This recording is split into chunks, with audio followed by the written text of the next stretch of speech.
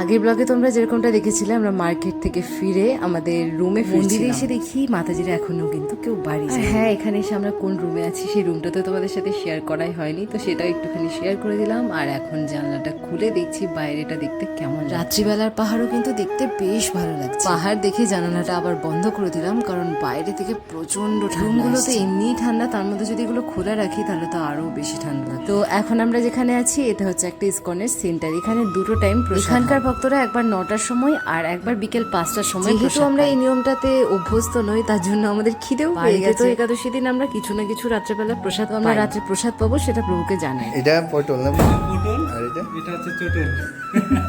তখন প্রভু বলে ঠিক আছে তাহলে মাতাজি করুন, তাহলে সবাই মিলে একটু। তার জন্য এখানে বসে এখন আমি আলু বানাচ্ছি আর সাথে নতুন নতুন কিছু সবজি। সবজিগুলোকে আগে কখনো আমি দেখি। তো এটাই ছিল আমাদের আজকে রাত্রে প্রসাদ। যাই হোক, আজকের জন্য এতটুকুই। আবার দেখা হবে তোমাদের সাথে নেক্সট ব্লগে। হরে কৃষ্ণা।